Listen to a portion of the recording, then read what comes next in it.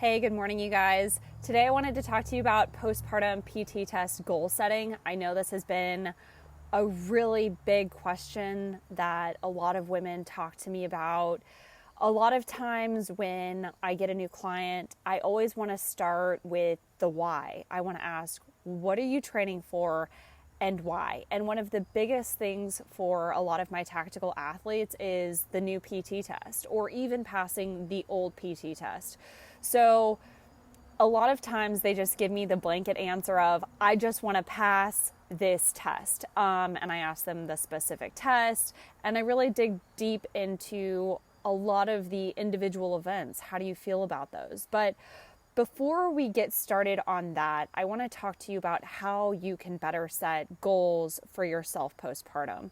So really there are two different categories that I like to think about. I like to think short term and I like to think long term, understanding that none of these are finite goals. It's something that we write on paper, we hold ourselves accountable, but we are okay moving and adjusting these things. So some of the questions to think about for our short term goals include, what test am I taking?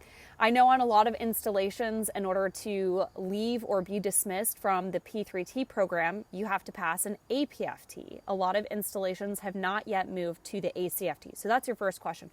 What test are you even training for?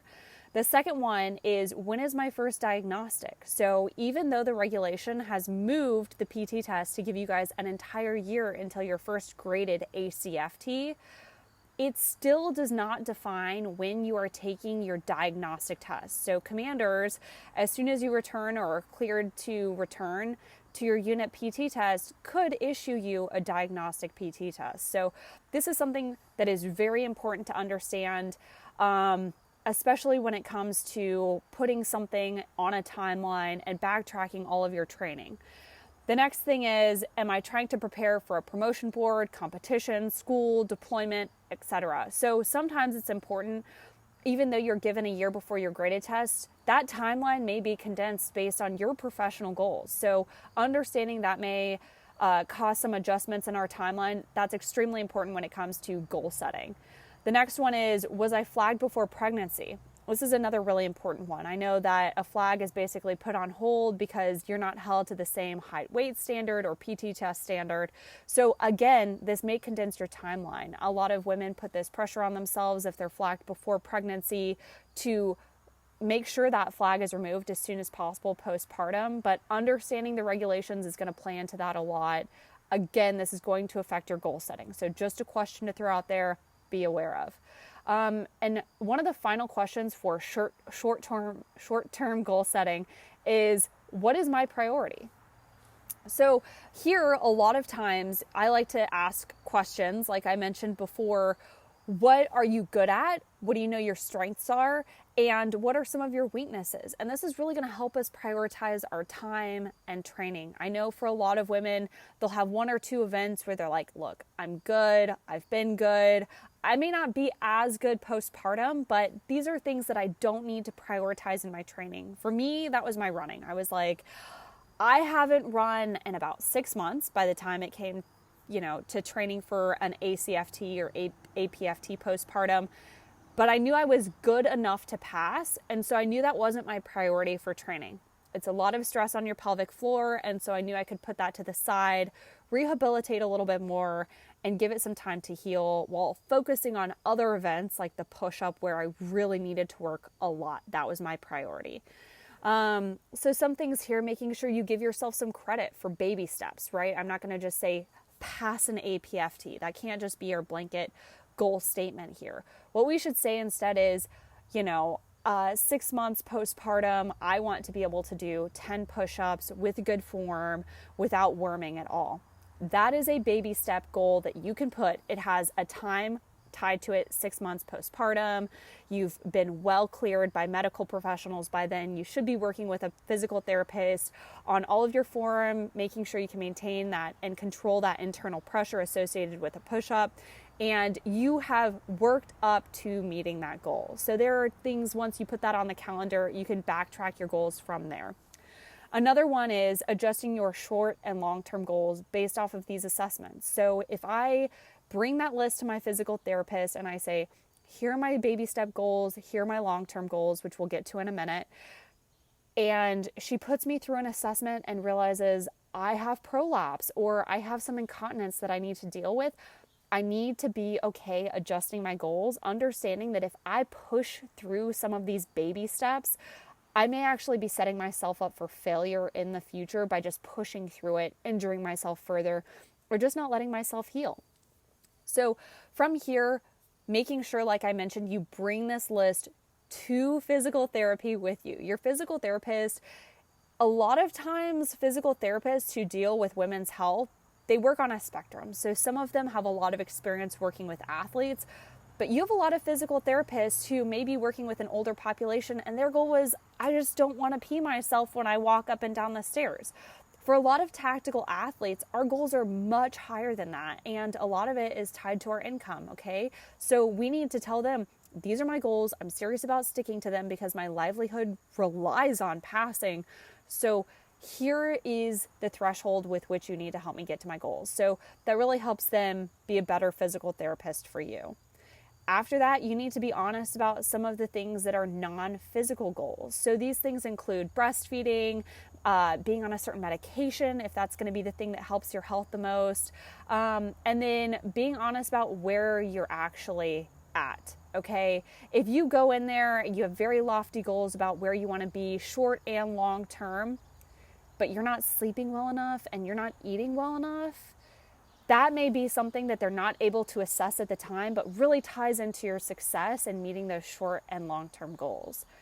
Okay, now that we've covered those, I want to get into long-term goal setting. Okay, these are things you come out, and it might include passing the APFT. That's a great long-term goal. Understanding all of the short-term things that tie into it, just as important. And it's great to have this long-term goal, but you have to be okay with moving it around. You have to be okay making sure you can move it left or right on the calendar, and that's okay.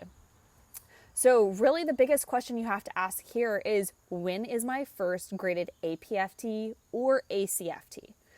So these include finite dates. You need to put that date on a calendar. A lot of this is based off of your profile when you get cleared, making sure that you're okay asking for a profile to be extended, making sure you have very specific things listed on your profile. And if you guys have any questions about that, please reach out.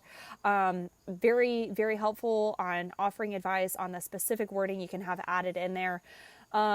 And be specific about these goals. Write about the test, write about the events that you have to pass, write about the alternative events that you plan on taking if you're on a profile.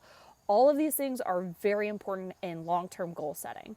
After that, give yourself credit for the small steps, okay? If you were able to do 10 push-ups and you weren't able to 3 months ago, that's fantastic. Give yourself credit. You may not be as great as you were before you got pregnant, and that's okay. You just had a baby. And I'm not saying that's any, feat that you can't give yourself credit for. You should. You should give yourself a lot of credit for that. And every small baby step after that, you're working with a whole new body, okay? Your pelvis has moved apart. You have a different gait. Your run's going to be different. Your diaphragm adjusted to make room for this baby. Your entire body is different. So you have to give yourself credit for the healing and for the small baby steps that happen in between. After that, make sure that you include your team. Okay, during postpartum, I set a lot of lofty goals, but I shared them with the team that I had around me. I shared them with the people who I trained around at the CrossFit gym I was at. I told them, my goal here, I really want to return to pull-ups, okay? And I want you guys to hold me accountable. But I also told them about some of my other goals, about really taking postpartum healing seriously. And I was like, whatever you do, guys, do not let me back into class. Like, I should not be in class. I should be taking this time off. I know athlete brain is a huge thing for me. Don't let me in. Make me sit out on the side. I will be in the gym. I will be around you guys. I need that for my mental health. But, sharing my goals with them, the things that I needed for healing, for resting, and then for really meeting my goals physically, I had a lot of support because I was able to share those things with my team.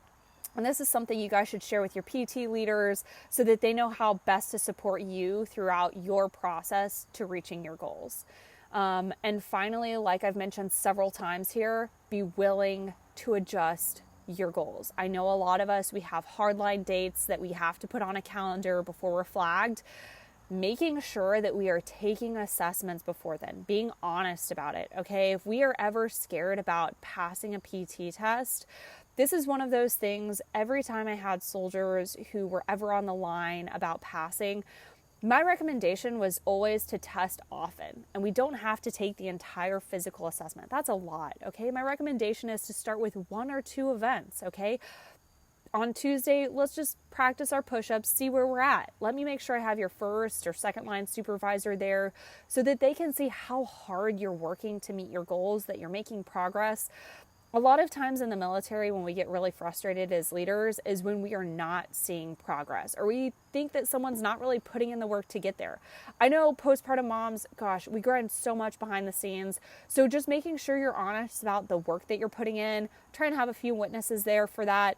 And I know it can be really difficult during this time of COVID.